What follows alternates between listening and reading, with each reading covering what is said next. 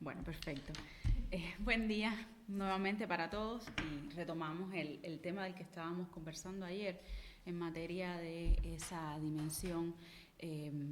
decir, desde el arte contemporáneo del Caribe y desde esa construcción cultural que el propio Caribe supone y sus prácticas artísticas construyen un ejercicio que necesariamente nos reta a replantearnos los códigos culturales y de pensamiento para acercarnos a una región cuyas singularidades implican un nuevo paradigma para entender los modelos de desarrollo y en sus propias contradicciones, el desarrollo cultural emergente dentro de sus propias contradicciones y, por supuesto, también prácticas artísticas que están estrechamente sincronizadas y que emergen de esas realidades contradictorias, problematizadoras, de una profunda dimensión crítica, en la que el arte se mueve en una coordenada histórica, donde la historia es un concepto muy amplio hacia un pasado que puede ser de un referente incluso aborigen hasta el pasado más inminente dentro de esa construcción de las microhistorias y que refiere migraciones recientes, repoblamientos, nuevos cruzamientos. Y en este sentido, ese Caribe en el que planteábamos además el papel de la fotografía en la construcción de ese universo visual y lo dejábamos en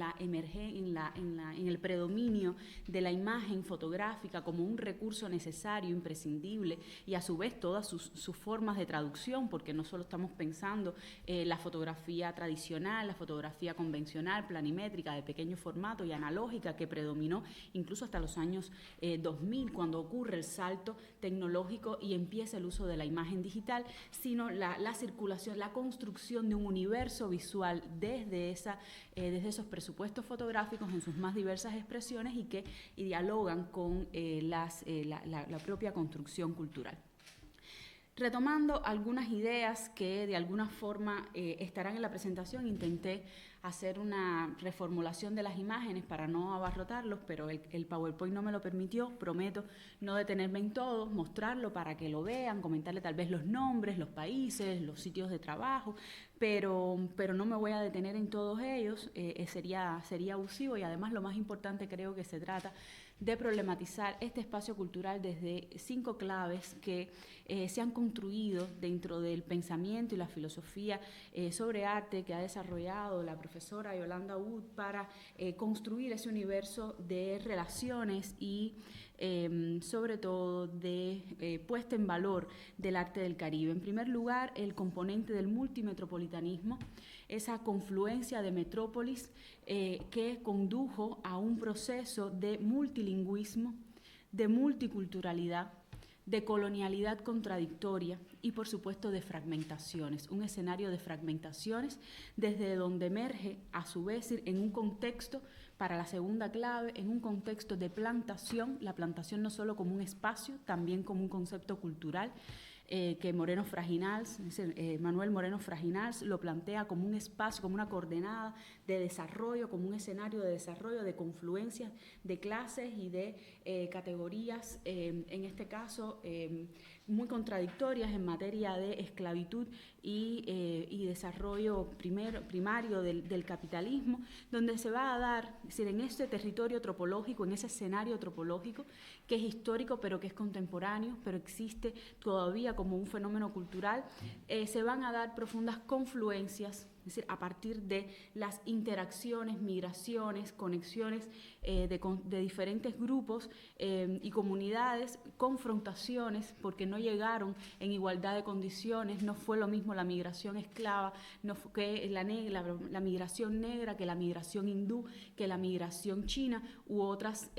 migraciones que confluyeron en territorios insulares, y profundos cruzamientos en ese escenario, en ese contexto de desigualdades y jerarquías sociales y clasistas. Eso va a conducir a fenómenos fundamentales que transversalizan la cultura caribeña, el proceso migratorio en sí mismo como un fenómeno ontológico, ayer hablábamos de ello, y como un fenómeno que se reactiva, que existe como parte de la cotidianidad de las islas, un fenómeno a su vez de esclavitud, y en ese concepto o en ese entramado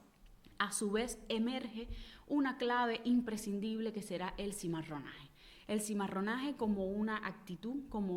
es decir, como un ejercicio de resistencia, como un ejercicio de libertad perenne del espíritu o del cuerpo.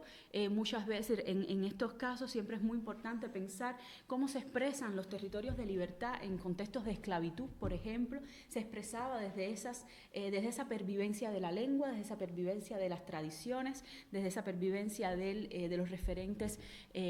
religiosos, pero desde los simulacros, desde los travestismos históricos, pero vistos hoy son fenómenos de travestismo, de integración, de sincretismo, que en esencia se revierten en las prácticas contemporáneas como ejercicios de travestismo, simulacionismos, prácticas de resistencia permanente. En un contexto que entonces deriva, es decir, toda esa esencia, ese fenómeno inicial, ese accionar multimetropolitano en un contexto de plantación que establece un contexto jerárquico que promueve una reacción de cimarronaje, a su vez conduce a un escenario donde lo popular, donde el desarrollo de formas del conocimiento no establecidas o no necesariamente mediadas por las formas institucionales, las figuras institucionales de la cultura, de la sociedad, sino que se van a dar en un referente muy importante de tradiciones familiares, de tradiciones orales, de tradiciones comunitarias, de tradiciones populares que van a conducir a una pervivencia, por ejemplo, de los creoles lingüísticos, el creol haitiano, el papiamento holandés, las lenguas creoles, los dialectos creoles de muy diverso tipo que perviven en las islas, que no tienen una forma de escritura, no necesariamente tienen una forma de escritura, pero existen como una coordenada cultural y un valor compartido en las comunidades, y que establece una relación imprescindible entonces entre esa formación profesional, ya llevándolo al campo del arte, entre una formación profesional y una tradición vernacular, una tradición en este caso autodidacta, intuitiva, como también se le ha dado en llamar en el caso de Jamaica, primitiva, con los conflictos del arte haitiano popular, por ejemplo, y esencialmente popular, como nos gusta defender en nuestro contexto. Y esa relación en la cual los criterios de valor no van a estar anclados únicamente en procesos de formación. Pensemos, por ejemplo, que la primera academia artística, es decir, de formación artística, de enseñanza del arte en el Caribe, se funda en Cuba en el año 1818.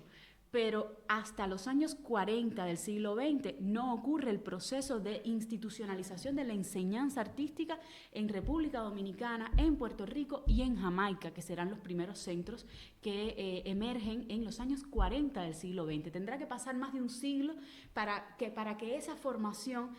transcurra al interior de las propias realidades insulares, es decir, con las constantes interacciones, viajes, becas de formación y circulación que esto supone en paralelo, como parte de los procesos artísticos y de formación sobre arte, pero de la enseñanza desde los territorios no ocurre hasta los años 40. Y por tanto, esa convivencia, esa confluencia de paradigmas que difieren entre sí, será una clave fundamental para la cual los juicios artísticos o la construcción de un pensamiento historiográfico sobre el arte tiene que jugar con otras claves que ya no son únicamente los conceptos modernos de la crítica de arte,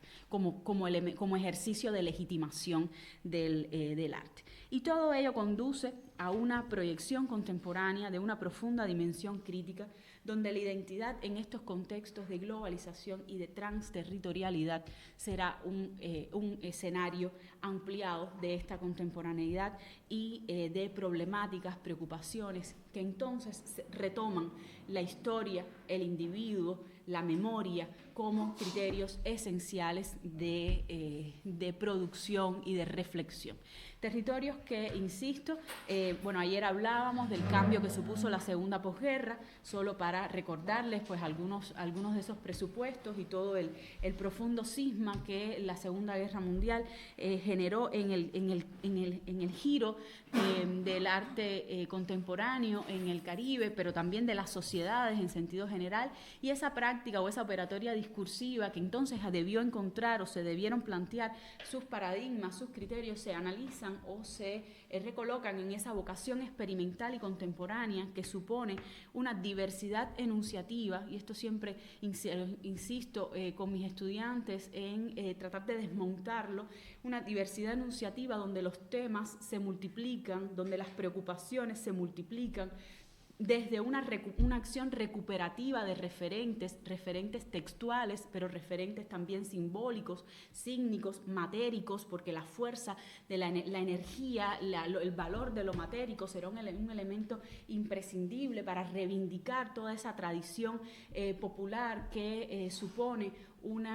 nuevas prácticas y una nueva comprensión o significado de esa tradición popular, la superación, por supuesto, de la tradición genérica, donde ya para el arte contemporáneo hablar de grabado, fotografía, pintura, escultura, deviene un eufemismo, aunque existe una práctica de pintura popular muy fuerte en las islas que entra en contradicción o entra, es decir, es un fenómeno muy interesante para los acercamientos especializados, en tanto no corresponde, es contemporáneo porque se hace en el arte actual, sin embargo no responde a los códigos de esa construcción artística contemporánea que nos estamos planteando. Una búsqueda de lo sígnico-visual, donde entonces el símbolo, la dimensión simbólica que habíamos visto asociada a la modernidad, a los nacionalismos, a la búsqueda de esos elementos tipos, esos espacios idílicos que a los inicios del siglo XX se veía en la obra de Ramón Frade, por ejemplo, en la obra del propio Urdaneta, a partir de la construcción de esos paradigmas simbólicos, Juan Pablo Duarte como el principal fundamento de la historia dominicana, como el prócer de la independencia dominicana. Sin embargo, el arte contemporáneo problematiza toda esa dimensión de construye el símbolo, se replantea de forma crítica la representación de esos símbolos, sujetos o tipos populares desde una orientación instalacionista con una fuerte presencia, con un fuerte carácter en la proyección contemporánea, pero, insisto, con una dimensión crítica, con un carácter crítico, reflexivo y problematizador que será la marca esencial de esa producción contemporánea. Momentos esenciales, momentos imprescindibles en los cuales la historia atraviesa los contextos políticos que estarán estrechamente relacionados con las prácticas y las reflexiones del momento, las coordenadas de memoria, historia, identidad que serán claves y que conducen a una construcción de otros nuevos relatos inclinados hacia la microhistoria, hacia la comprensión ya no de los fenómenos generales, sino también de las singularidades de esos entramados, que son muchos, al interior de la propia región, de cada isla y de todas las islas entre sí. Porque Alejo Carpentier nos insiste en lo que el Caribe ha dado al mundo en sus primeras reflexiones o en esos textos iniciales de construcción de una dimensión regional. En los años 70 nos insiste en elementos de comprensión del Caribe desde sus asimetrías. No podemos plantearnos una reflexión homogénea o cronológicamente de consideraciones en este caso de sincronía, sino de procesos comunes en tiempos desiguales. Y esa es una marca singular donde entonces tenemos que encontrar cuáles son los nudos que esos procesos culturales están tejiendo y que se expresan de manera diferente a partir de las matrices, las matrices, en este caso, las matrices migratorias, raciales, culturales, que van a conducir a tiempos diferentes de expresión de esas problemáticas o esos elementos comunes. La reescritura de la historia, en el cual la historia es un elemento de resistencia en sí mismo, porque la historia no se narra desde los propios postulados históricos de las islas. Un problema fundamental de la enseñanza en las islas está relacionado en que se estudia la historia de Inglaterra en el Caribe anglófono, la historia de Francia en el Caribe francófono y modelos de una fuerte presencia de qué está ocurriendo en materia de historia, es decir, de la historia concebida desde los paradigmas del vencedor, mientras que las historias locales o las formas de diálogo desde las prácticas individuales propias de las islas quedan dentro de en el rango de esa tradición oral o de esa transmisión de saberes de formas alternativas. Y por tanto el arte va a indagar en esas zonas de oblicuidades, de ocultamientos, de referencias, muchas veces por tradición familiar, y ahí el matriarcado tiene una fuerte presencia, la transmisión de saberes a través de la mujer como figura femenina fundamental al interior de la célula básica de la construcción familiar, porque los procesos migratorios han sido históricamente procesos fundamentalmente masculinos. Las últimas migraciones van cambiando los códigos, sin embargo, históricamente ha sido un proceso masculino en búsqueda de trabajo, y no siempre ese trabajo, la circularidad ocurre, no siempre ocurre el retorno, y por tanto los espacios familiares son espacios de dominio del matriarcado. Y hay toda una serie de investigaciones por parte de Helen Saffa, una investigadora estadounidense que trabaja mucho este tema y que lo estudia fundamentalmente en Jamaica. En el caso de Jamaica, que como ustedes saben fue uno de las islas que más aportó a este proceso migratorio hacia el Canal de Panamá durante el periodo de la construcción del Canal de Panamá entre el año hacia inicios del siglo XX. Por tanto, la historia pasa a ser uno de los asideros, uno de los acicates, pero en esa reconstrucción de la historia desde las microhistorias, desde las perspectivas. Estas obras ya algunos de ustedes los vieron, los artistas, Peña de Filló, la propia Ana Mendieta, y quiero detenerme ya no en cada una de estas piezas, sino específicamente en Pepón Osorio para tomar un referente, una provocación en cada una de las problemáticas, y después pues conversaremos y podremos trabajar pues muchos otros nombres y obras. Pero en particular Pepón Osorio es un artista de la diáspora boricua, una diáspora conflictual, muy conflictual, porque estamos hablando de una isla con una tradición propia, con una defensa acérrima de la lengua española y de la tradición hispana. Sin embargo, desde inicios del siglo XX, como ustedes bien saben, es decir, finales del siglo XIX, pasa junto con Cuba a ser posesión de los Estados Unidos como parte del Tratado de París en 1898, y luego entonces se reafirma esa condición colonial a partir del año 1952, en que se establece el Estado Libre Asociado con el gobierno de Luis Muñoz Marín, que además fue uno de los motivos de fuertes revueltas y reacciones en la isla, porque el principio, el eslogan de la campaña de Luis Muñoz Marín era pan, tierra y libertad. Y en ese momento el Partido Nacionalista, ayer hablábamos de eso, tenía una enorme fuerza con todo un principio independentista como parte del programa del partido, y se generó pues se generaron fuertes tensiones a propósito de que había pan, había tierra, pero no había libertad, porque el Estado Libre Asociado es un apéndice importante, es una marca importante en este sentido. Es ser sin pertenecer, es estar sin estar, es una relación de desdibujamiento del ser muy interesante, y que constituye uno de los ejes de reflexión para el arte contemporáneo puertorriqueño. Pepón Osorio, insisto, es uno de esos artistas de la diáspora, vive en los Estados Unidos, estrechamente vinculado con la realidad de la isla, como le denominan, y una de sus piezas de los años 90 es En la barbería no se llora. Está ubicada en la colección del Museo de Arte de San Juan, y supone además una pieza que juega con con el ambiente, la tradición popular, las prácticas cotidianas comunes, como será el ejercicio, es decir, la práctica de la barbería, como un espacio además de liberación, de conversaciones múltiples, de personas desconocidas que de pronto comparten un espacio como si se tratara de grandes amigos, donde además se comparten principios, figuras históricas, hechos o marcas, huellas de todo tipo en estos sujetos, pero se refuerzan paradigmas y estereotipos igualmente convencionales dentro de las prácticas de esa tradición hispana y de esa proyección también patriarcal de la sociedad boricua. Y en ese sentido apela a la noción, a un presupuesto muy extendido, en el que a los niños le dicen: los hombres no lloran, Y por tanto, en esa relación que en la barbería no se llora, es una forma de dialogar con los elementos que están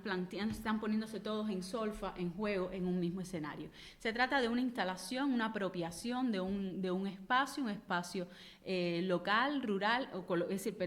local, colocado al interior del museo con una práctica instalativa, pero con una dimensión que abarca todo el escenario, el espacio, y donde la figura humana, el sujeto, es una presencia desde la ausencia o desde las reminiscencias que se pueden plantear, se pueden evocar en algunos de los componentes dentro de la pieza. Cada una de estas sillas ampliamente decoradas con elementos quiche comunes dentro de las múltiples sitios, zonas comerciales en la isla, también estará acompañada de monitores que van narrando historias de personas que entrevistadas en relación con los temas de la barbería, los temas de la cultura boricua, los temas de la identidad, de muy diverso, en un repertorio muy amplio, y que están pasando permanentemente como parte de la cabecera de ese cuerpo anónimo y de esas historias comunes. Entonces será un elemento fundamental que también en la obra del jamaicano Albert Chong, residente también en los Estados Unidos, pero estrechamente vinculado con sus matrices culturales, con sus raíces. Les traigo una obra muy temprana, solo para que vean eso mismo, es decir, cómo desde fechas tan tempranas se está construyendo todo este universo en el cual sus paradigmas, sus padres serán, y esas migraciones que configuran su identidad serán una búsqueda interesante en la obra de Albert Chong. Una obra que se presenta como una fotografía en este momento, después será una obra de una explosión instalativa extraordinaria, pero todavía en este momento, para finales de los 80, se presenta contenida dentro de los paradigmas de la fotografía convencional, tradicional, sin embargo, haciendo uso de referentes de muy diverso tipo, como el pasaporte con que llegó su papá en esas migraciones chinas de inicios del siglo XX, en condiciones verdaderamente de esclavitud, aunque no se consideraba ya para esa época de tal manera la relación con su madre, una mujer negra, en el cual el cruce de dos etnias excluidas, de dos comunidades excluidas, genera fuertes conflictos y tensiones en la sociedad jamaicana y en la construcción de nuevas singularidades, de nuevas identidades, como será la obra de Albert Chong, el jamaicano Albert Chong, quien tiene un estrecho vínculo con el pensamiento garbeyano y que además participa de toda la filosofía rastafari y el pensamiento más arraigado en Jamaica, y que supone una de las expresiones de ese sincretismo y de esas trayectorias singulares en cada una de las islas. Son otras piezas, otros ejemplos, la obra de Marcus Garvey, por ejemplo, en la que retoma las huellas digitales de Garvey en uno de los momentos que lo apresan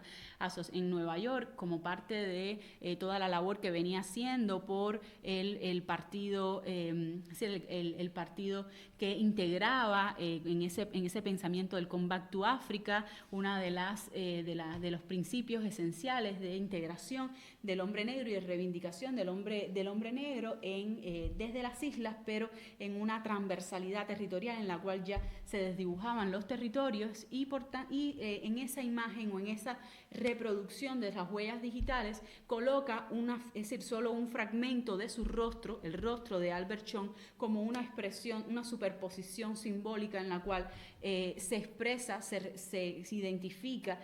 se reconoce en esas marcas, en esas huellas históricas y de transgresiones que nos van dictando pues algunos referentes dentro de la historia insular. La obra de Juan Sánchez, estrechamente asociada con la memoria, con el recuerdo, con el replanteamiento. Fíjense acá el uso de la obra del Pan Nuestro, la obra de Frade. Frade es uno de los artistas más citados y reconstruidos dentro de la historia del arte, de la visualidad boricua y el arte contemporáneo particularmente apela mucho al símbolo que supone la obra de Ramón Frade en la construcción de la singularidad y la identidad del sujeto boricua en nuevos contextos, en este caso el contexto de la diáspora y el ejercicio político del plebiscito en un momento en que lograron llegar al punto del replanteamiento de la condición del Estado libre asociado. Debían votar por el sí o el no, predominó el no y por tanto continúa esa fuerte tensión en relación con las maneras de entender la política en Puerto Rico. Hubo obra de artistas como la trinitaria Abigail Hadet, que trabaja toda la migración y las comunidades emergentes en el contexto de Puerto Limón, Costa Rica, asociado y las prácticas culturales que perviven en estos territorios a propósito justamente de esas migraciones que a inicios de los años 20 quedaron entrampadas e incluso entrampadas en el territorio, pero desconectadas de las principales coordenadas histórico-culturales que configuraron la identidad costarricense y por tanto se convirtieron en poblaciones cimarronas en sí mismas como parte de la resistencia cultural que supuso la práctica y el uso del idioma inglés, el gusto por el té, las barberías y los espacios de interacción, los espacios de ocio, interacción, el dominó, que como ustedes saben es una práctica muy popular y que conduce a reflexiones muy interesantes en torno a la memoria desde las lógicas contemporáneas y una mirada que es antropológica también, una mirada en la que el artista no solo está documentando, sino que está indagando, está reconstruyendo, está activando relaciones que desde la historia, desde la cultura, desde los valores de la sociología, pues comienzan a generar nuevos sentidos y se requiere además una obra muy demandante en el ejercicio de análisis y de construcción porque hay que entender los vericuetos para lograr trascender la imagen primaria, la construcción inicial de la obra y llegar a acceder a sus significados en una mayor complejidad. Otras líneas imprescindibles en las que las lecturas de género, los enfoques de género, ayer hablábamos de Frida Meding, de la obra de Ana Mendieta, no vamos a volver sobre ellas, desde un ejercicio que desde los años 60 y con mayor fuerza para los finales de los años 90 tendrá una fuerte presencia en los contextos insulares. Sin embargo, la mirada igualmente desde este momento que empiezan las teorizaciones y las reflexiones en los años 90 sobre la construcción del anverso de esa lectura de género donde la construcción de las masculinidades y la diversidad dentro de las masculinidades también será un elemento esencial en la producción contemporánea, entre otras cosas rompiendo los principales clústeres de conservadurismo que, como ustedes bien saben, forma parte de un ejercicio patriarcal todavía vigente, predominante y con múltiples lecturas al interior de las sociedades insulares, en la cual el cuerpo será una clave esencial para entender el ejercicio, la relación, la reflexión en torno al género, la identidad y deviene un territorio simbólico. Les dejo acá algunas ideas donde Yolanda nos advierte: ese cuerpo que contiene la raza la supera, porque el cuerpo que identifica un género puede resultar transgredido en los campos de la imaginación creadora, justamente del que estamos hablando, y el cuerpo en su simple desnudez parece perder todo sentido clasista. Son algunas provocaciones para entender la obra de artistas más jóvenes, artistas que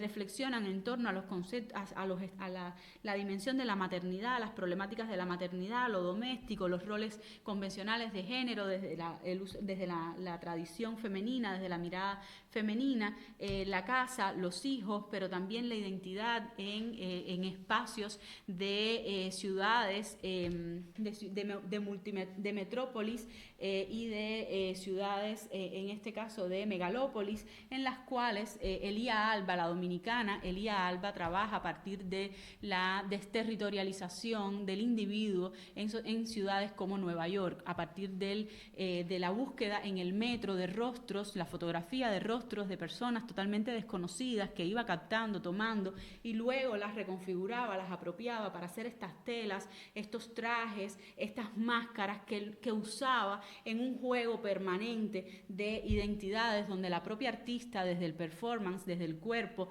y por supuesto el registro fotográfico como un elemento fundamental, genera y configura nuevas identidades ensambladas, reapropiadas y de las cuales la singularidad se pierde en esa relación. Sandra Reus, una artista puertorriqueña que igualmente tiene una muy interesante serie asociada con las figuras del carnaval y los roles, los estereotipos de la mujer en estas festividades, en este tipo de espacios de concursos y eventos donde la figura femenina se convierte en un objeto esencial como elemento de belleza, y en contraste las búsquedas en torno a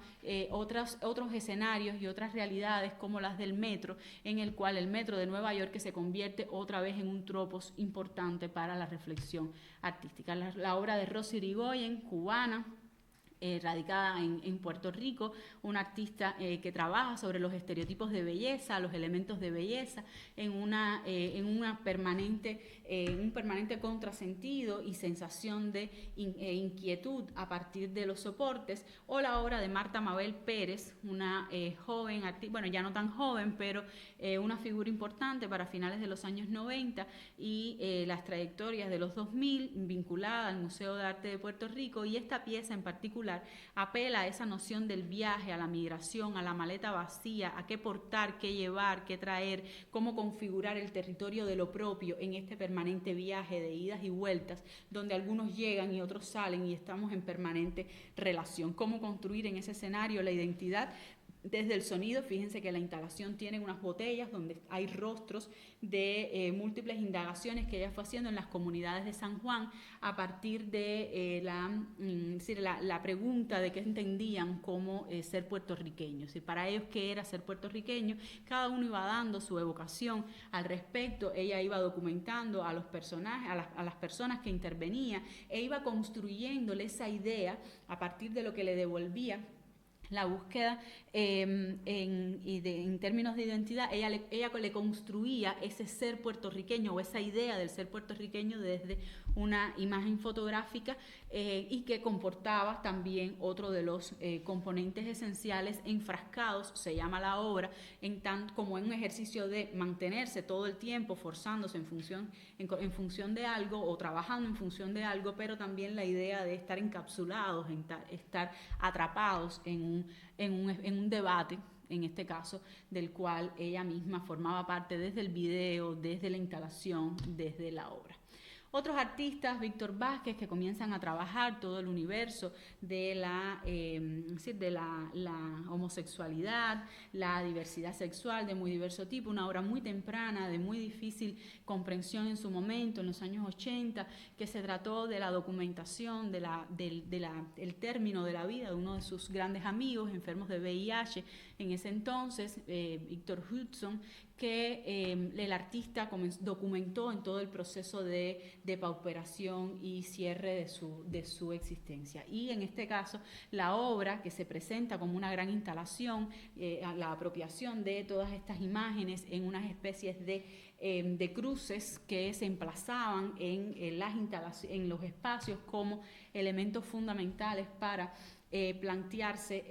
ese cruce de caminos y esa también visión contradictoria sobre la homosexualidad en ese entonces, y un fenómeno tan novedoso en los años 80 como era el VIH en nuestras islas. O la obra de René Peña, trabajando desde los estereotipos de la sexualidad, asociando raza, identidad y estereotipos masculinos como una de las zonas de reflexión importantes en esta obra igualmente temprana de los años 90, que comienzan a abrir caminos. Y yo creo que eso es lo más importante, por eso les traigo estas imágenes y no otras, porque estamos hablando de trayectorias que desde muy temprano se están preguntando, inquietando en torno a temas que hoy parecen ser comunes y simplemente un debate sin fricciones, un debate de ejercicio, de construcción de discursos o de reflexión, cuando en momentos tan tempranos pues el arte está problematizando, inquieto sobre estas zonas de trabajo. El travestismo, fíjense la obra de Lía Alba, cómo se trasviste, cómo porta esos rostros en cuerpos contradictorios, disidentes, como diríamos en otro orden de análisis de la pieza, la serie B-Sides u otras. Ella explica lo que considera sobre la pieza, aquí se los dejo, la idea de una nueva cara, la idea de un nuevo rostro, de configurar una nueva identidad, o zonas de exclusión de la sociedad, en este caso estadounidense, donde trabaja la artista Samantha Box, la jamaicana Samantha Box, a partir de los estudios y el vínculo como parte del activismo social en el Sylvia's Place, un sitio para la protección de jóvenes de la comunidad LGBT y que forman parte de los homeless de Nueva York como síntoma o resultado de las incomprensiones y las fuertes tensiones en torno a la diversidad de género, sexual y de toda proyección en la construcción de esas masculinidades. Series muy interesantes que aquí les dejo solo algunas pistas, las referencias de dónde seguir, dónde buscar, en el caso de que les interesen algunas de estas piezas. Y ella misma dice que los jóvenes que fotografía son las personas más resilientes que ha conocido. A pesar de enfrentar la animosidad social de la homofobia, la transfobia, la carga de un sistema roto que conspira para mantenerlos sin hogar, dice el artista, trabajan continuamente por un futuro en el que puedan utilizar sus talentos e intelecto, en el que tengan un hogar, una familia y una vida estable, que se convierte, la idea del Sylvia's Place se convierte en una metáfora de ese escenario. O Josué Azor, artista haitiano, uno de los escenarios de mayor conservadurismo en materia de diversidad sexual, con una serie muy transgresora, la serie Noctambule, muy transgresora en el escenario de Haití. Imaginen esto en el contexto haitiano, donde la figura masculina, la figura del hombre, será una de los elementos más empoderados, entronizados como un referente patriarcal y de construcción de la historia en la región, donde además los presupuestos religiosos hablan mucho de la autoridad masculina, la fuerza de esa relación masculina, y como en una posición evidentemente de relaciones de género donde hombre y mujer constituyen la configuración fundamental. Recuerden el peso de la religión católica y por supuesto toda la traducción que eso tiene en el pensamiento vodú, en la religión vodú. Y Noctambule o Noctámbulos, en esta serie el artista explora la vida nocturna de Puerto Príncipe con el propósito, dicho por el propio artista, de visibilizar estos escenarios, espacios con obras muy desafiantes en sus encuadres, en su gestualidad, obras que también registran, que también intentan dejar huella o ejemplo de lo que ocurre en materia de travestismo, simulacros, pero básicamente con la intención de llevar esas escenas subterráneas, ocultas, a una conciencia pública, a un debate público, que será alguna de sus intenciones. U obras más desafiantes, más retadoras en su gestualidad, como puede ser Mother Sally, en esa contradicción de sentidos entre hombre, mujer, estereotipos, roles y modos de comportamiento que resultan interesantes a los efectos de Josué Azor. Otros artistas, Raúl Cañivano, el cubano, Alejandro Ascuí, aquí tienen todo el proceso de transformación de Mimi, una figura que él declara entre el ser y el no ser en el debate shakespeariano de Hamlet, en el cual va documentando la transfiguración del personaje desde una figura masculina y hacia una representación transvestida y totalmente transformada en una de las divas de la noche en La Habana. O la obra mucho más conceptual del artista Eduardo Hernández Santos, quien tiene series extraordinarias, algunas de ellas, la serie Palabras, por ejemplo, en la que desde los códigos, en este caso legitimados de la historia del arte, reflexiona en torno a la diversidad sexual, a palabras claves como el respeto, la orientación y un conjunto de elementos que extrae de la configuración de sílabas desde la prensa local y como una construcción de pensamiento en momentos en los cuales el debate más reciente en Cuba ha transcurrido a propósito de la aprobación de un nuevo código de familias que reconoce pues todo un conjunto de derechos para todas las personas y considerando además la ampliación de los modos del matrimonio, de los estilos, de la construcción de las familias y del respeto a la diversidad sexual y la orientación de género. Como parte de todo eso, una de las exposiciones que constituye un raro encuentro ha sido una rareza, insisto, ha sido la exposición virtual Díselo a todo el mundo, presentada en el año 2021, donde se está justamente planteando una curaduría, un ejercicio de selección a partir de las temáticas de toda la filosofía queer, de todo el pensamiento queer y también es decir, de transgénero que formó parte de esta pieza, de esta exposición en la cual la diversidad sexual, de género, a través de la fotografía cubana, pues fue una de las exploraciones fundamentales. O el barbadense Ewan Atkinson, que trabaja sobre los postulados, los presupuestos que desde la enseñanza, desde la transmisión, insisto, de saberes, en ese ejercicio de formación en la escuela, pero desde el hogar, en esta especie de juegos a partir del libro con que enseñan a los niños en edades muy tempranas el deber ser, los códigos de lo correcto, lo socialmente correcto, como pueden ver abajo, y él reconfigura estos escenarios donde de manera autorreferencial siempre se inserta dentro de las composiciones, está jugando a las casitas, como él mismo denomina, playing house, jugar a las casitas, dentro del espacio de transmisión de saberes y de conocimientos que el propio hogar, la familia y el escenario doméstico supone. U otras piezas mucho más atrevidas, como la serie El vecindario, donde deviene una especie de observación antropológica de su vecindario a partir de fuertes cuestionamientos en torno a la postura un poco voyeurista, de observación, de permanente análisis del comportamiento y de los paradigmas que se ven en el espacio. Genera un conjunto de obras gráficas en las cuales utiliza mucho de los estereotipos asociados con el Caribe, por ejemplo, probar el sabor cultural de esa fantasía, el ocultamiento, la noche como un elemento importante de la oscuridad, la nocturnidad, como un elemento de ocultamiento, del silencio, de hacer sin ser visible, sin estar de alguna forma en una dimensión pública. Todas las coordenadas del turismo, que serán elementos esenciales. No me voy a detener en Polibio, quiero para Polibio trabajar otra pieza en particular. Ayer lo vimos con los espantapájaros del sur. Les decía que la obra de Polibio utiliza grandes murales fotográficos que ensambla ocupando habitaciones completas con esta estridencia de color a partir justamente de la superposición de imágenes que va tomando en sus múltiples viajes por el campo, por los territorios dominicanos, en los cuales sorprende, indaga, inquieta, interpela a sus personajes, a lo que encuentra su camino, como un antropólogo, como un observador activo de la cultura y de la realidad dominicanas, y que genera imágenes muy interesantes en las cuales cerraremos con una de las piezas que es la que quisiera trabajar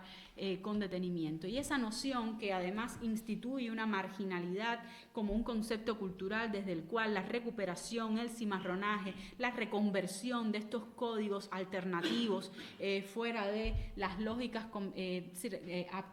entendidas como artísticas desde los presupuestos de las bellas artes, emerge en una coordenada estética importante, y que por supuesto se une a una dimensión ambiental, a una preocupación ambiental que será clave en el arte contemporáneo. La obra de Roberto Stephenson, artista haitiano que vive también en Italia, trabaja mucho entre Italia y Haití, y por supuesto su obra circula entre un espacio y otro,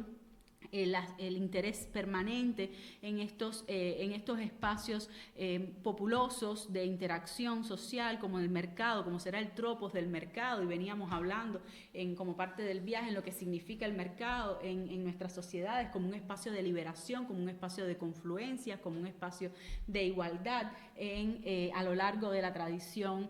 artística, cultural, pero también visual, y estas especies de representaciones fantasmagóricas que hablan de superposiciones de momentos y de personajes que hablan de una especie de presencia lúdica, de una presencia además mítica que puede estar amparada en toda esa pervivencia de un pensamiento, de una religiosidad del vodú a partir de la impronta popular y los códigos permanentes de imágenes fantasmagóricas a partir de la superposición. La imagen se trata de de la colocación de la cámara en una locación fija, tomando imágenes de diferentes momentos del día. Y luego todo eso se integra, se empalma en una superposición de capas y generan pues la riqueza, la extraordinaria diversidad que en estas imágenes a modo de capas y de referentes temporales ocurren, y asimismo el vaciamiento de estos espacios populosos justamente cuando cierran las actividades que en ellas ocurren. Es muy interesante cómo se va a dar esa contraposición entre un momento u otro, es decir, hechos como los más recientes terremotos en Haití, que será toda la desesperanza, el dolor asociado con la pérdida y el desastre en el espacio, y que supone un elemento imprescindible dentro de las problemáticas artísticas. Max Saint-Denis será un artista que utiliza toda esa noción del desastre, y particularmente la obra 36 segundos se concentra en eso, el tiempo que duró el terremoto del 2010, con todo el desastre que supuso y la muerte de millones de personas, y genera a través de ordenadores, simula el sonido, genera estas imágenes iridiscentes que producen desconcierto, como el desconcierto que el propio sisma supuso, que el terremoto supuso en su momento, y trata de recrear una atmósfera que desde la sinestesia, desde la inmersión en la recreación del hecho, permite al interlocutor, al espectador, comprender o acercarse a la experiencia vivida por los ciudadanos haitianos en este momento, en este hecho, que además se repitió poco después, años después, como otro de los sucesos también dramáticos dentro de la región. Bueno, artistas que trabajan toda la lógica del mural, que intervienen en la ciudad. Hay muchas maneras, obviamente, de presentar, de existir, de convivir en el arte contemporáneo. La preocupación por los ambientes, por las ciudades, los espacios que van quedando vacíos, las estrategias de la pérdida de la memoria en estos escenarios, lo que supone la pérdida del patrimonio, la vida, la memoria, otras interacciones o preocupaciones en torno a la sociedad y la contaminación ambiental, en este caso la obra de Limber Vilorio, que utiliza objetos recuperados de la propia basura, del desecho público, y genera esta especie de traje, que lo denominó así, traje para caminar en Santo Domingo, y que supone pues lo mismo un ventilador que una máscara antigas, que un rallador de los que se utilizan en la cocina tradicional para hacer las frituras, para rallar el maíz o la vianda, y que además pues porta las protecciones necesarias. Miren al dorso del traje, las protecciones ya no solo las físicas, las que desde el punto de vista de los objetos le permiten, sino también las simbólicas para apelar a esa necesaria acción. O la reconversión, la reconfiguración de artistas más jóvenes, Nadia Hoggins, por ejemplo, de Trinidad y Tobago, radicada en San Vicente y las Granadinas, en cuya obra la inmersión, el trabajo desde los submarinos es un elemento muy interesante. Predomina la visión del Caribe desde la tierra, el mar desde la tierra. Sin embargo, Nadia invierte ese orden, y es desde las profundidades del mar, desde esa relación, desde esa poética de relaciones que habla Edouard Glissant, y que está sumergida, que existe como un entramado desde los sedimentos y no necesariamente necesariamente desde las expresiones públicas y presentes o emergentes, y en esa filosofía pues su obra además también se vincula con sucesos como la erupción del volcán La Soufrière recientemente en mayo de 2021 con todo el desastre ecológico que supuso. La obra de Rafael Treyes pueden buscar mucho más asociada con las problemáticas de Vieques. Vieques es una pequeña isla dentro de Puerto Rico que pasó a ser como mismo en el momento en que el territorio se convirtió en colonia estadounidense. Vieques pasó a ser una base naval. Y en ese espacio, un pequeño pueblo de pescadores vivía prácticamente de la pesca, era lo que predominaba en la región. La comunidad se fue recolocando, se fue apretando en una zona para que la base militar tuviera pues todo el espacio. Era un espacio de prácticas, de prueba, de armas más tóxicas, de un sinnúmero de elementos que ustedes bien saben que forman parte de la industria de la guerra y que generan un saldo ecológico y además en este caso también político muy significativo a los efectos de la construcción de la identidad de estos ciudadanos, y que condujo entre otras cosas a un incremento de los índices, las tasas de cáncer en Puerto Rico, en la comunidad específicamente de Vieques. Bueno, pues a propósito de todo esto, desde los años 90 se reactivó una fuerte defensa de los puertorriqueños por el dominio del territorio viequense, por la cesión de derechos y la eliminación de la base naval. En el año...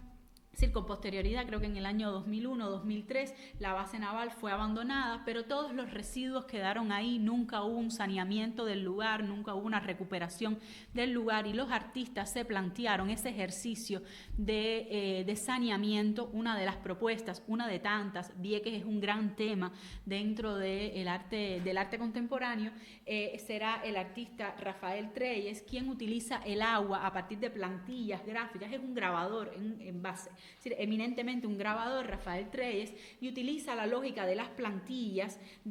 para colocarlas en la pared, y desde el acto de limpieza que el agua a presión supone, genera un ejercicio de saneamiento donde quedan las huellas, las marcas de la marina, de la aviación, del campo minado que tanto daño le hizo a la isla de Vieques, o la isla Nena, como también le denominan. Y ya con esta cierro, para no aburrirlos tanto tiempo, y será la Isla del Tesoro. La Isla del Tesoro es para mí una de las obras que mejor integra esa proyección del artista, de ese sujeto creador en un contexto contemporáneo, desde las propuestas del arte del Caribe. Se trató de una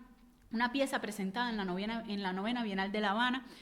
que integra prácticamente todas las lógicas de creación audiovisual, fotografía, participación, es decir, convocatoria colectiva, proyección, articulación colectiva, el ejercicio de la diplomacia, el ejercicio de lo político, el ejercicio de los ciudadanos, y por supuesto también y todo eso construido en el territorio del arte. Y la obra, La Isla del Tesoro, se trató de una primera motivación o preocupación, ni siquiera no fue en positivo, sino en negativo, una gran preocupación que Polibio Díaz sufrió cuando leyó en la prensa al amanecer, en uno de sus amaneceres, lee en la prensa en cerca del año 2008, que había sido aprobado un proyecto para construir una isla terciaria, una isla frente al malecón dominicano, y que en esta isla se colocarían todos los hoteles, la zona de oficinas, una gran ciudad terciaria para aligerar las dinámicas del centro histórico, para proteger el patrimonio y para con ello pues lograr mayores dividendos en la economía dominicana. La idea de una isla artificial se convirtió en una metáfora y también en una obsesión para Polibio, quien tiene toda una tradición como diplomático, como escritor, artista, es un músico, poeta y loco, y como parte del, y convocó a partir de su preocupación a otros intelectuales dominicanos, Chiqui Vicioso, otras figuras importantes de las letras, pero también del universo científico, porque estábamos hablando de un fenómeno que no solo atravesaba el campo del arte o de la cultura y cómo pudiera interpretarlo la intelectualidad, sino que la modificación de los flujos marinos, la modificación de las corrientes marinas, tendría un impacto esencial, sustancial, y ese trabajo con biólogos, con oceanólogos, con un sinnúmero de figuras o personalidades preocupadas, motivadas por el entorno y en contra del proyecto que ya se había incluso aprobado. Para no hacerles el cuento muy largo, se generó todo un informe, un estudio científico de qué supondría, qué impacto ambiental y cultural tendría la construcción de esta isla artificial, y se llevó al Senado, con lo cual condujo a la democión de la ley que había aprobado la construcción de la isla, como se le denominó, la isla del tesoro, esta isla artificial. Y la obra consistió en la deconstrucción simbólica de toda esa acción participativa y de proyección pública y política, y de ejercicio político y ciudadano. De manera que Polibio propone la construcción de la isla, pero entonces con dulces, con pasteles, con toda esa deferencia y el atractivo que el azúcar supone, que el gusto por lo dulce en nuestras culturas tiene asociado como activa el deleite, el placer, e invitó a modo de ceremonia, de procesión, a gran parte de estos intelectuales a que lo acompañaran en un acto simbólico de rodear la isla artificial y convidar al público ahí presente a que contribuyeran a despejar el malecón dominicano, que a partir de la ingestión de la maqueta de este dulce, es decir, de la partición y la acción de devorar la isla artificial, contribuyeran a limpiar como un acto de saneamiento, como un acto de limpieza simbólica de la figura o de la riviera, la silueta del malecón dominicano. Y así ocurrió, pero entonces con otras imágenes, pasando, activando recursos históricos que en nuestra cultura pues son muy significativos, como es el ejercicio colonial de distribución del territorio. Una práctica en la cual no se trata de un ejercicio de concertación interna, sino de distribución foránea que conduce a una relación de poder y que él estaba activando una y otra vez a partir del cine, del audiovisual y de la extracción de los fragmentos del Padrino en el momento en que se están distribuyendo la isla de Cuba como parte, como el obsequio que le hacen en este caso a Corleone, como una de la acción de distribución de los dividendos y de las posibilidades de la isla de Cuba. Y el artista fue entregando uno a uno la isla artificial, poco a poco desmontada, hasta que limpió de manera concienzuda, minuciosa, despejó el azul de su malecón, es decir, del mar, para llegar a ese saneamiento que se estaba planteando, y es la transformación en una obra, en un producto de un ejercicio político, de un ejercicio científico, que tiene un fundamento científico y que establece una coordenada transversal en la toma de decisiones y también el acto de formar parte de una cultura. Bueno, hasta aquí creo que me he extendido más de lo que les había prometido, pero espero que haya sido útil el detenimiento en alguna de estas piezas. Y quedó, bueno, pues a conversar. Preocupaciones, inquietudes, referencias, como gusten. No. Ahora viene la parte buena. Ahora es cuando la cosa se pone buena.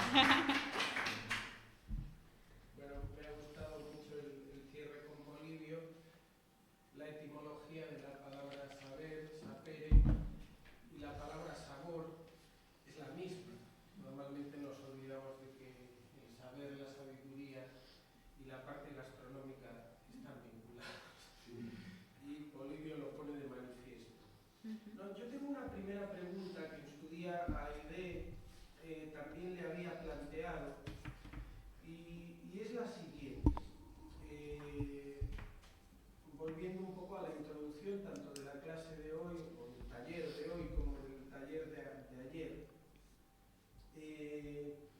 expone en los dos talleres y en general en el Yucunet,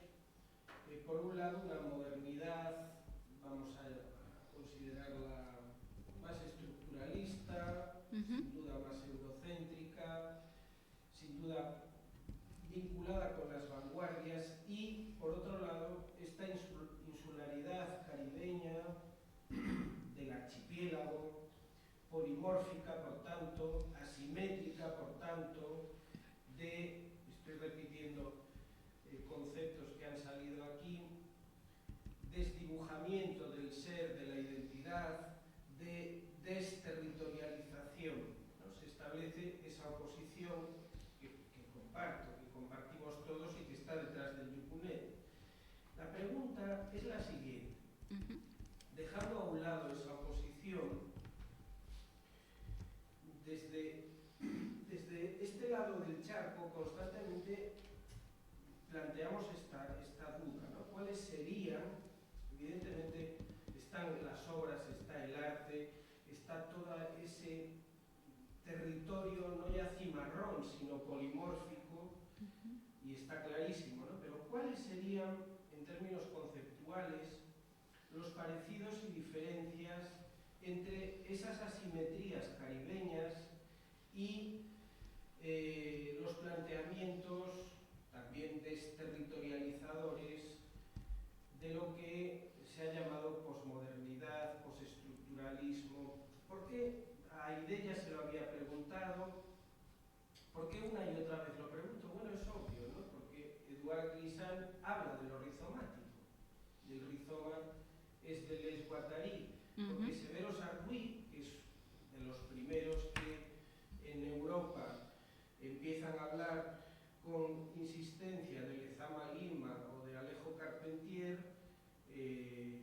está ya presente ahí lo neobarroco, y se hace en un contexto que bebe de las fuentes caribeñas, pero es también el contexto del París de los años 70, los años 80. Entonces, ¿cómo podemos empezar a establecer esas diferencias, ¿no?, de conceptos y de panorama? Por supuesto parecidos, los parecidos ya los hemos puesto encima de la mesa, pero ¿cómo podríamos empezar a decir, no, aquí en términos de pensamiento está pasando también algo nuevo?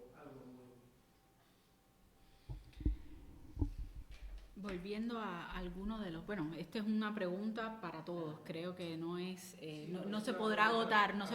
solo en la interpretación de uno u otro,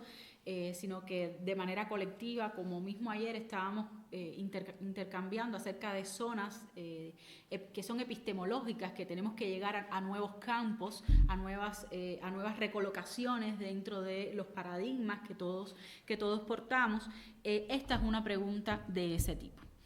En mi modesta comprensión del asunto, creo que parte de ese referente inicial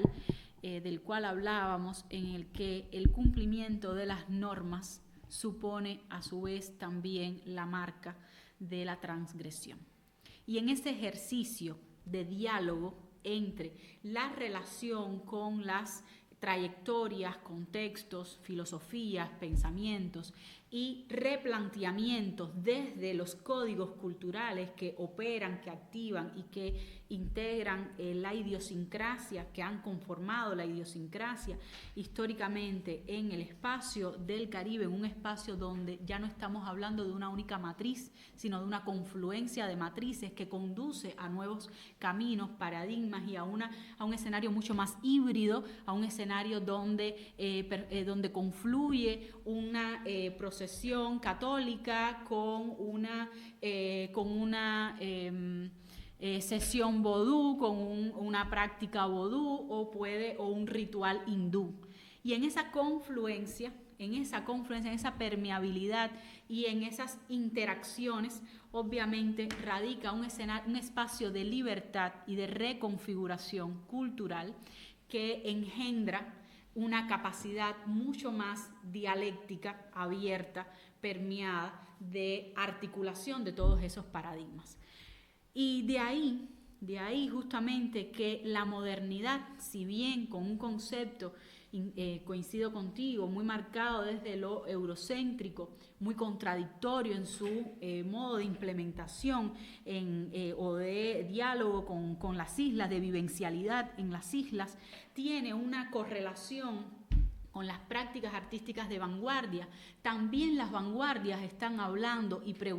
cuestionándose desde los emplazamientos insulares y desde el replanteamiento de qué significa a un artista antillano, como en ese momento ellos se entendían, no caribeños, el concepto caribe es muy posterior, en ese entonces eran antillanos, y esa conciencia además nació desde Europa. Nació desde el distanciamiento cultural, desde la reflexión intelectual de qué significaba ese escenario y todo ese bagaje, esa mochila que ayer nos decía Cristina, que cada uno portaba como parte de su historia de vida y como parte de su tradición cultural. Y quiero decir un poco que, por tanto, para cerrar esta idea, la vanguardia en sí misma no es solo moderna, no solo está siguiendo los códigos de la modernidad pictórica o artística, sino que está dialogando desde esos presupuestos en relación con problemáticas propias, como puede ser, como se puede ejemplificar en la obra de Jaime Colson, en la obra de Wilfredo Lang y otros tantos. Y particularmente el caso Wilfredo Lang creo que nos permitiría explicar mejor desde la biografía, desde la experiencia, esa correlación entre las reflexiones intelectuales sobre la modernidad y las esencias culturales de las que están activando una manera de ser y pensar que dialogan con esa modernidad, que se apropian de esos códigos, las reinterpretan y los reformulan en función de otras expresiones o de otros resultados, pero que son elementos que se están activando de manera diferenciada. Wilfredo Lang es un artista que para la historiografía es un artista surrealista. Es decir, el código dentro de la clasificación de la historia del arte, y de hecho una de las figuras que cuando comparte en el escenario del París de su época, pues es surrealismo a pulso. Pero la llegada de Wilfredo Lang a la máscara africana no llegó, o al referente africano, no llegó como en el caso del surrealismo, por un conocimiento o acceso a las culturas africanas, sino por una experiencia de vida. Lo portaba, era una esencia, no tenía que preocuparse por qué era, no problematizaba qué era. De ahí la existencia cultural, el concepto de existencia cultural. Yo no tengo que problematizar lo que yo soy. Existo. Luego pienso, pero primero existo. Es un concepto básico. Entonces, en este sentido, la obra de Lang nos permite ver eso, pero además nos lo permite en otra escena o en otro momento, en otro pasaje. Cuando Lang regresa, huyendo, sale de París como bola poltronera, huyendo de los atisbos ya de la Segunda Guerra Mundial, del nazismo, y en esa oleada migratoria muy fuerte que ocurre en los años 30 hacia el Caribe con destino a Nueva York, pero no todos llegaron a Nueva York, se fueron quedando muchos en el camino, y de ahí una presencia importante de artistas españoles en la Academia Dominicana, que será una de las claves en ese momento esenciales de activación de nuevas interpretaciones de la realidad dominicana, pero ya ese es otro tema. La cosa es que Wilfredo Lang llega con su segunda esposa, Elena Holzer, quien no entendía nada de la realidad insular, no la podía entender. Y cuando llegan a La Habana, a la casa en la que se asentaron en Marianao, Wilfredo Lang debió explicarle qué era un mango, cómo se comía un mango,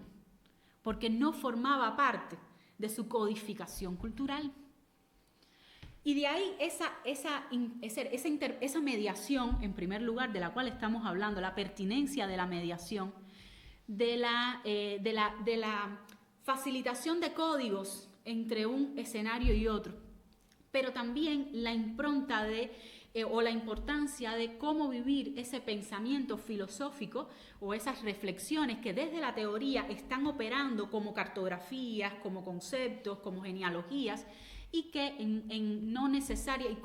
como clasificaciones en las que, por supuesto, compartimos muchas definiciones, todo lo relativo a la posmodernidad, al postestructuralismo, incluso como un momento posterior a las marcas de modernidad, ni siquiera en contradicción, en permanente confluencia, sino como continuidad. Sin embargo, muchas de esas esencialidades o marcas de la posmodernidad simplemente son nuestras definiciones culturales. Sí, el resumen entonces es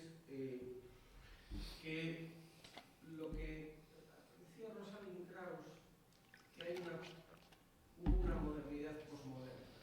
¿no? Entonces el resumen es algo así como que hay una anterioridad cultural e histórica que ya en las vanguardias caribeñas hace que esas vanguardias no sean vanguardias, sino que sean otra cosa. Por eso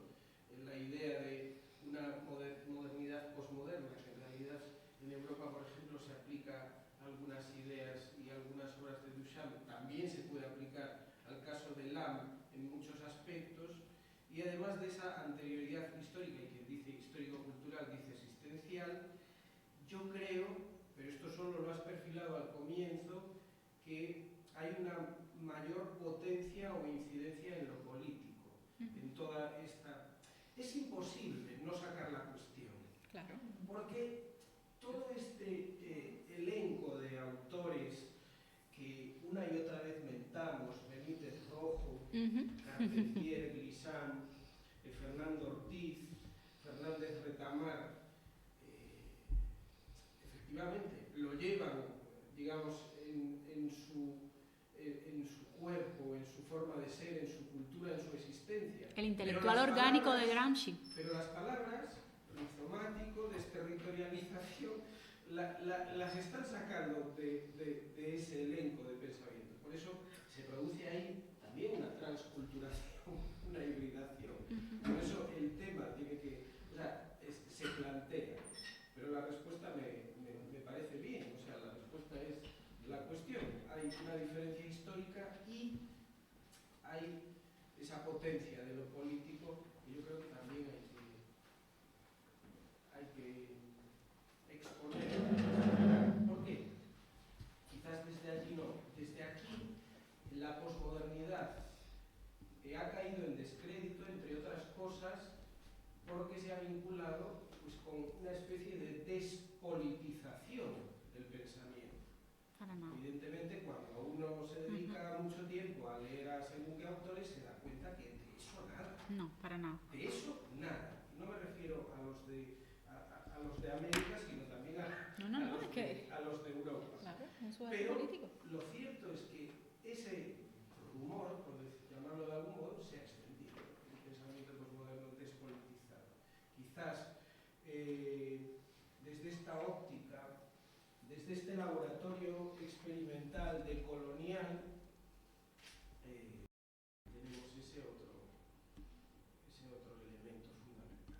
Creo que ahí se activan dos, política, claro, todo lo que está aquí. ahí se activan otros dos elementos que son para después, no para ahora. La cultura sitiada, desde qué emplazamiento estamos leyendo, actuando, generando, por un lado. Y por el otro, otra clave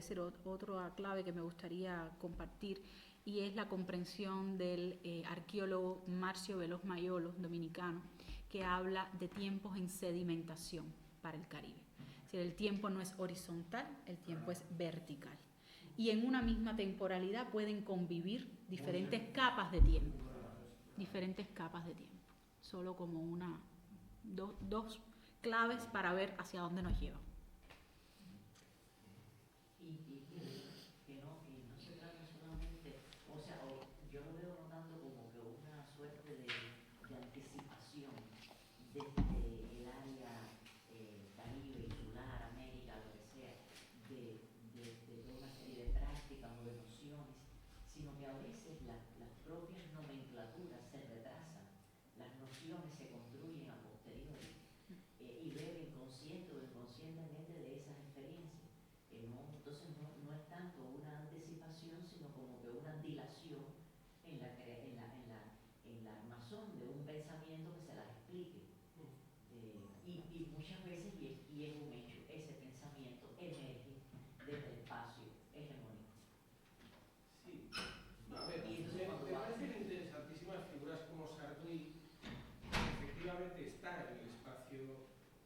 está en París, pero no es de París. Claro. Entonces esto es fundamental, es decir, ahí se está produciendo realmente una hibridación. Y está en los comienzos. Y él influye en gente muy potente, quiero decir, en primeras espadas de ese mundo parisino, que en el fondo es una provincia, donde Claro. entonces estuvimos la semana pasada con Jean Barbès y con Gilles Tibaillard, y al final ya acabó apareciendo Sálvame, el programa de la tele donde se habla de marujeos y de familias, y de quién se casa con quién se ha divorciado, y que si Lyotard llevaba a sus niños al colegio y que era no sé qué y tal, porque es una provincia chiquitita, chiquitita. Y claro, ahí, esa provincia de vez en cuando, muy blindada, se presta a ese tipo y sobre todo, en primer lugar, por la vía del arte, de la cultura, por la vía de la literatura, del arte. Los Y discursos claro, simbólicos. Sartre como adelantar, me explico. Como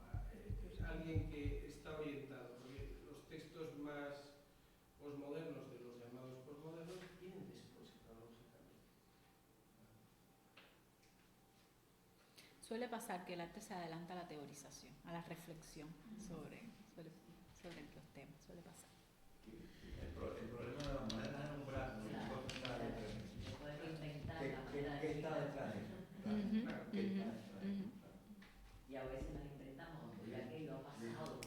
por encima. Sí, claro. Y es que lo logramos entender. Y utilizamos una manera de nombrarlo que a veces no es para nada propia.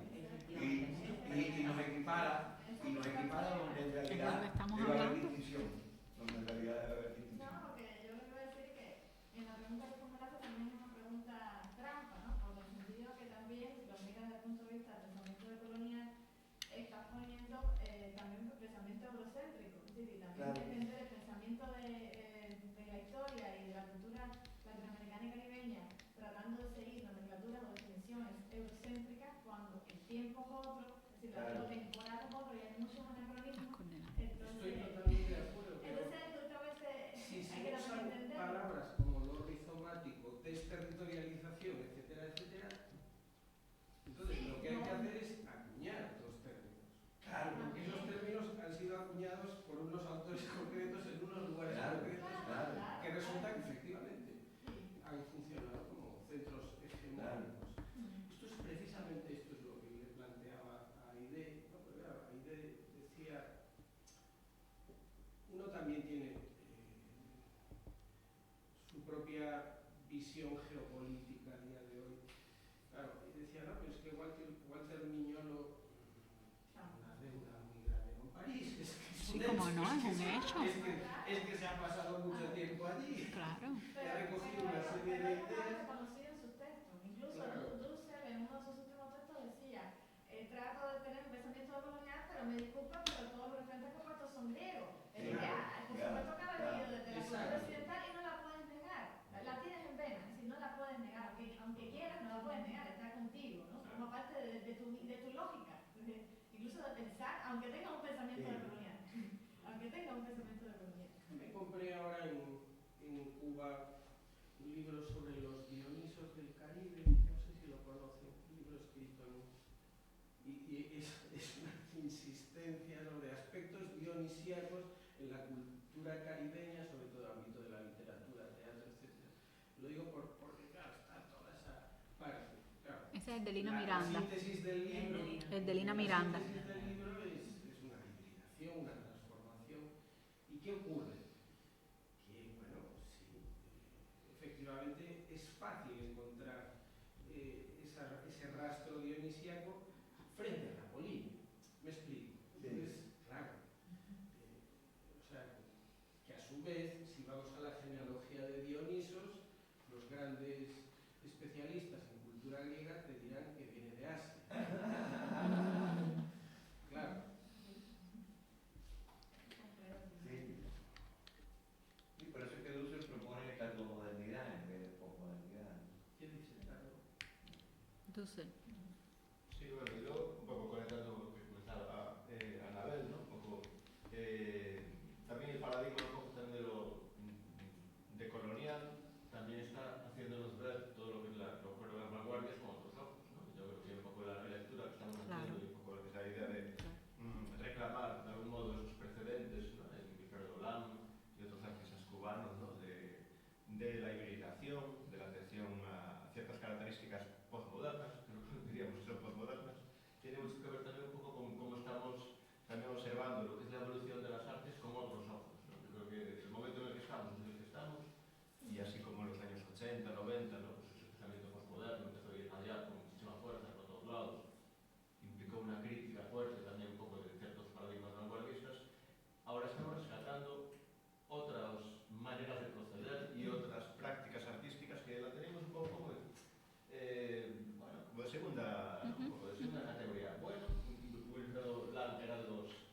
de los buenos del Caribe, pero de los pocos que nos casamos, ¿no? Y ahora estamos viéndolo con otros ojos, ¿no? De algún modo, ¿no? Y entonces, un poco en relación con esto, yo te quería preguntar, en relación,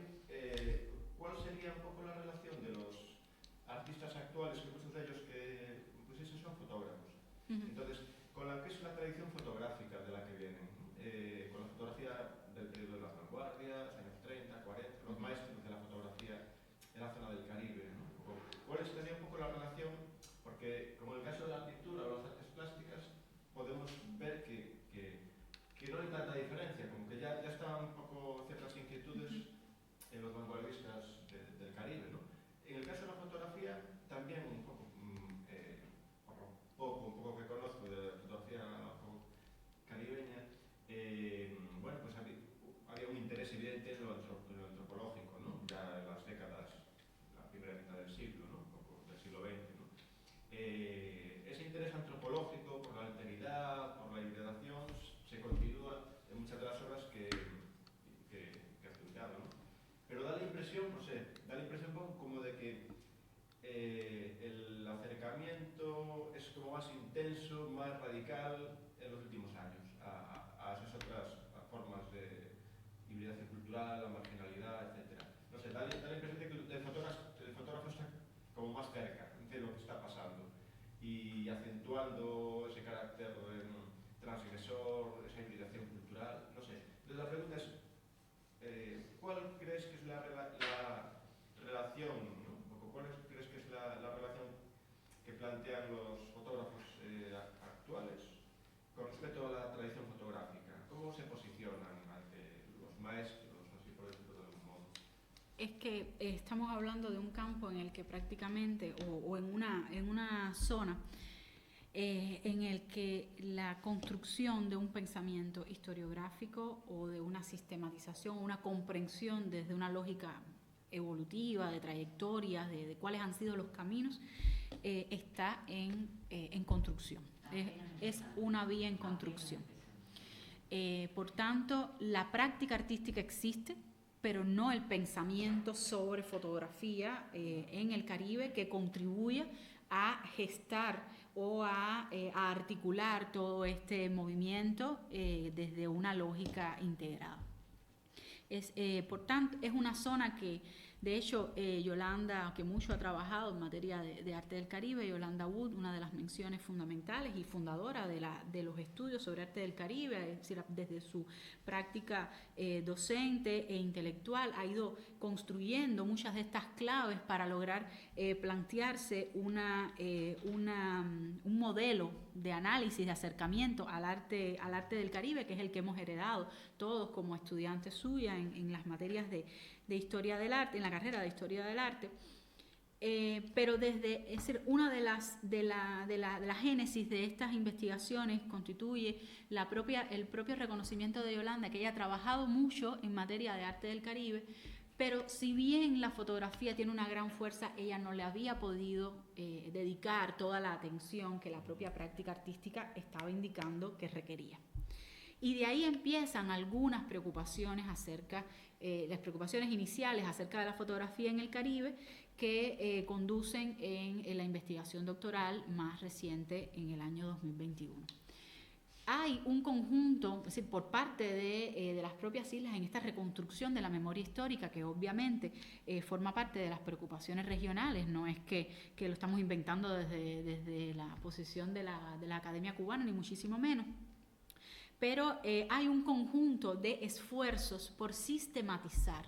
todo ese universo visual que está en archivos, en papelerías, en registros y colecciones de todo tipo, y algunos ni siquiera están en colección. Y por tanto se pueden identificar, por ejemplo, ejemplos pioneros, como el caso de en Puerto Rico, una sistematización desde la fotografía en 1844, cuando emerge hasta 1981. Sin embargo, no hay un seguimiento hacia la proyección contemporánea, en el caso de Oscar Díaz. Y en el caso, por ejemplo, de República Dominicana, la obra más reciente de Janet Miller, una historia de la fotografía dominicana, una obra muy enjundiosa, muy ambiciosa, además con un repertorio visual extraordinario, está en línea, se puede descargar sin problemas. también constituye un acercamiento hacia la tradición fotográfica en Dominicana. Lo mismo ocurre en el caso de Cuba, a partir de exposiciones que han tenido un carácter antológico y que han reconfigurado esas trayectorias, la han colocado en un continuum histórico. Sí, recientemente, perdona la acotación, el libro Textos Críticos sobre Fotografía Cubana que compendió Rafael Acosta de Arriba, estudioso, Sí. educador, muy buen texto, está accesible a través de la editorial UH, lo tiene En línea también. En línea, precios muy módicos, me estoy haciendo promoción. Rafael, sí. Textos Sí. críticos sobre fotografía cubana y que realmente hay una, es la comunidad accional de un pensamiento de varios autores de pertenencias generacionales muy variadas, pero que en efecto al cierre del libro tú tienes esa posibilidad para que no solo el estudioso, sino que el propio practicante de la fotografía, fotógrafo o artista que utiliza la fotografía, se pueda autorreconocer en una tradición. Creo que tiene ese mérito el compendio. Es muy bueno, con algunas miradas en algunos momentos a otros territorios caribeños o latinoamericanos, porque lo que sí sucede con estos de Yane Miller y tal es que, claro, es su propósito, pero están como que muy cerrados en la Ahí va. autonomía de El la ejercicio se concentra más en eso, en su propia región. Caribe que nuestra profesora nos insufla es todo el tiempo es tratar de rebasar la frontera y pensarnos ya no como el archipiélago, sino en su conexión, porque todo el tiempo nos habla también de tierra firme, costeña, la noción Caribe ampliada Del Gran Caribe. para integrarnos. Está todo el tiempo convocando a investigaciones que triangulen, que relacionen, porque no vamos a llegamos a alguna parte, pero no tan lejos como que quisiéramos, si tratamos de ver el Caribe en su autonomía. Solo como No hay su tal espacio autonomía. insular. El Caribe todo el tiempo va a estar en ese proceso de radiación-recepción. Claro. Y bueno, pero es un esfuerzo, como ha dicho Querella, que está en construcción. En construcción. Y sería muy bueno que los propios artistas que implementan la fotografía con intereses también intelectuales más allá de sus propias prácticas colaboraran en eso, tuvieran una autoconciencia de esa trayectoria, pues muy interesante. Pues ese es un tema, y por el otro lado hay una distinción dentro de los estudios que hasta ahora se han podido consultar. Por un lado ese carácter monográfico de país, de tradición propia, pero falta la visión integrada, la correlación de relaciones, el ejercicio de una poética de relaciones. Eso era lo que venía faltando. Y por el otro lado, dentro del propio decursar o de la narración regional, individual,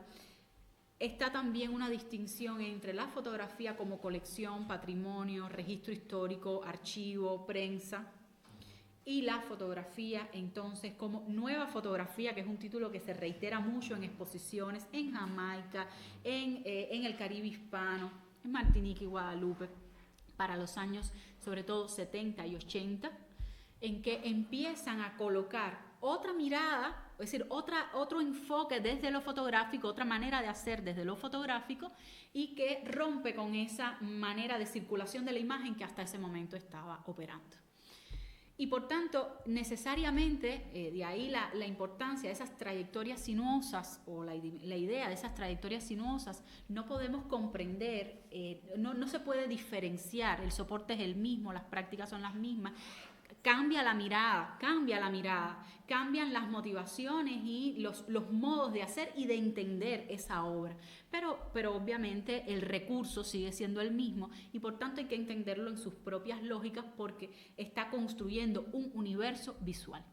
De ahí la insistencia de ese universo visual que no está colocado solo en lo artístico, sino que apela a la historia, apela también al patrimonio, apela a lo visual,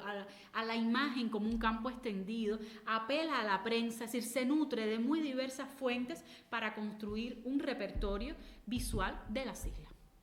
Y con un sinnúmero también de enfoques y de representaciones que a veces están actuando, están conviviendo y suponen matrices diferentes. Toda esa complejidad está ahí, conviviendo. No de manera armónica, pero conviviendo.